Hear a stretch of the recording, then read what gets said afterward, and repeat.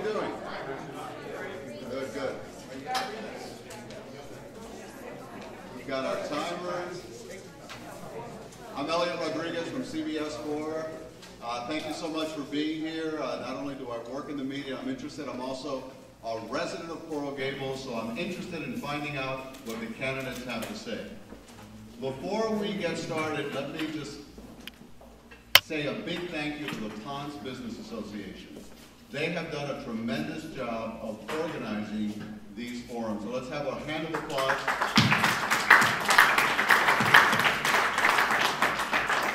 They really have organized these very well. They've made them accessible, fair to everybody, and really gone out of their way to make these a success, putting them on video, putting them on the web for everybody to see.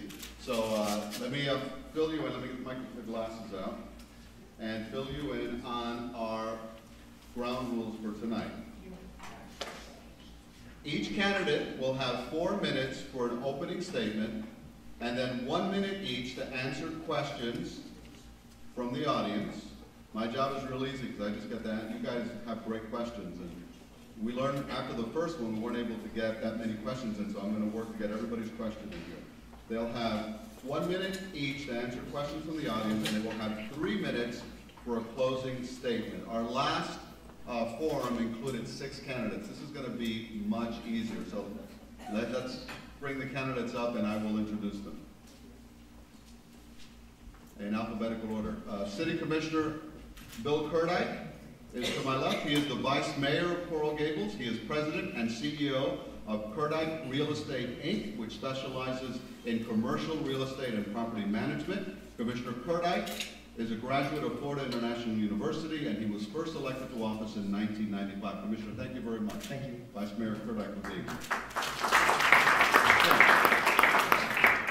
Richard Naiman is to my right. Richard is the president and co-owner of J. Naiman & Company, a family-owned real estate investment firm established in 1919. He's also owner of the Sky Collectibles, an antique jewelry and collectible business he attended at MIT, where he studied physics. Richard, thank you very much. And now we will start with the opening statements, 4 minutes each, beginning with Vice Mayor Kurdike. Well, first of all, let me thank the Ponds Association for sponsoring this event. I'd also like to thank Elliot Rodriguez. He's been an institution in South Florida for moderating. And I also would like to recognize 2 people I serve with every 2 weeks in the city of Coral Gables, Commissioner Cabrera. Commissioner, thank you for coming. And also Commissioner Withers. And Commissioner Withers, I'd like to also mention that this was his last commission meeting after 20 years of service. Thank you very much, Chip, for all the service you did. You know, when I think about it, my primary objective remains the same as when I first ran for public office, to pursue an ever-improving quality of life for all the residents of our community. I remain convinced that good government is one that responds fairly to the needs of all its people. In my years as your commissioner, I have pursued an independent-minded course in which fiscal conservatism and planned community development coexist. I've initiated programs that preserve cherished landmarks, beautified public parks, and improved traffic flow in residential and business districts. Looking back on my achievements as your Coral Gables Commissioner, I introduced the Partnership Program. That's the Partnership Program, which has raised more than $1 million to purchase green spaces, care for parks, renovate buried bridges, fountains, and other landmarks. For example, through a generous donation by Robert Fuel to Partnership, we acquired a beautiful parcel of land on the corner of Granada Boulevard and Carl Way. This peaceful, passive park is a wonderful addition to our community. Currently, the Partnership Program has taken a leadership position by pledging $20,000 for the rehabilitation of the Alhambra Water Tower. One of the major complaints of residents was the high volume of commuter traffic traversing through the neighborhoods every morning and late afternoon. I proposed a trolley system to alleviate parking congestion downtown while giving our downtown workers, believe it or not about 40,000 of them, an option to go to use Metrorail. This ability to use mass transit to get to work decreased the amount of traffic flowing through our residential neighborhoods. Today, the Gables trolley transports more than 1 million people per year. It's become a centerpiece of our effort to attract new businesses to Gables and is the envy of cities throughout our region. Among the hallmarks of Gables' way of life are our magnificent, peaceful residential neighborhoods. That is why I remain a vocal advocate of strict zoning laws that prevent the intrusion of commercial development into residential areas. Additionally, I remain convinced that a strong program of planned development is our only real true safeguard against overdevelopment in a great city. I have organized town hall meetings where I could listen to the opinions of residents and consider all points of view on the pressing issues facing our beloved city. These dialogue opportunities have kept me abreast of our residents' primary concerns and have been a major influence on my voting record. I remain a passionate advocate of conservative fiscal policies that, while I have not prevailed in every vote affecting the budget, I have consistently voted to keep taxes low and reduce wasteful spending. My support has enabled our city to reform its pension system and reduce its general employees' workforce by close to 20% without compromising police and fire services.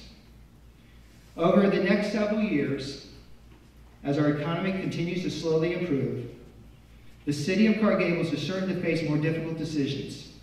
These decisions will have a direct impact on our ability to balance our municipal budget while providing the high quality of services that our residents expect and deserve. Thank you, Commissioner. Those 4 minutes. All right, so you guys are going to put up the yellow... At 1 minute out. At 1 minute out. Well, they have 1 minute.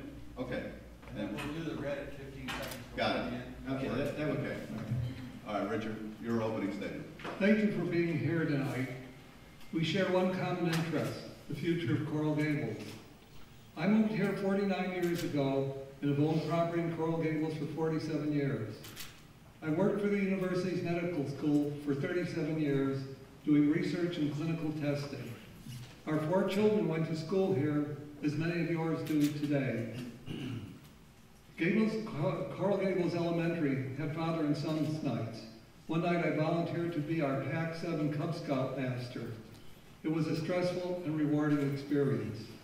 Except for occasional hurricanes, Coral Gables has been a good place to live. To learn more about me, visit www.richardneyman.com. I like being busy and keep informed on worldwide economic trends. I manage my own equities accounts, do my own income taxes. Having been responsible for business and university project accounts, I know about cash flow, budgets, debts, and related accounting practices. I started doing my father's bookkeeping when I was 13. I read financial reports as easily as most people read newspapers. Last year, our vice mayor voted to raise taxes. Coral Gables' 450-page annual budget is a joke. It hides bad judgment in how our money is being spent. It doesn't mention the city's $197 million pension fund deficit, a deficit that's 3 times more than all the debts listed in the budget. Residents have a right to know city finances. Do you know that the city pays the pension fund a year late? Vice Mayor Kurdyk does. This year's late payment penalty was over $2 million.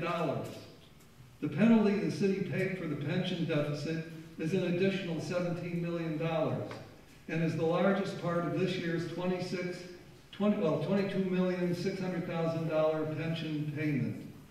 That penalty is caused by bad pension fund investments made while Bill has been in office.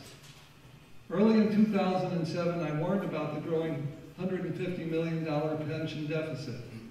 The Commission pondered the problem. In October 2008, by unanimous vote, gave themselves pensions backdated to the beginning of their terms at no cost to themselves. That didn't reduce the deficit. If re-elected, Bill will add 25% to his pension benefits. Our charter, Article 2 says, no member shall be permitted to vote where his financial interests are involved. Maybe Bill can tell us how his financial interests weren't involved when he gave himself a pension. Legally, it required a referendum vote, not a commission resolution. I'm sorry, but I don't believe Coral Gables commissioners should be in office long enough to collect pensions. That's why I worked for getting term limits that 60% of Coral Gables voters approved. 1 minute. We need to reduce the pension deficit. It's a monster eating the city's budget alive. How did it happen? Bad investments. The pension fund's earnings from 2001 through 2009 were 1.4% a year. That's awful. Even though the vice mayor and other commissioners appoint the majority of board members that oversees the fund's investments, they take no blame. The pension boards and investment programs must be changed. Hiding information saying unions are the villains prevents any solution. The courts are not the answer. We need joint public meetings where the commission, city staff, and the 3 unions and residents openly discuss our problems. We need to work for a mutually acceptable solution. Thank you, Mr. Mayor. Okay, time for questions. And like I said, my job's real easy because you guys come up with good questions. They're all here.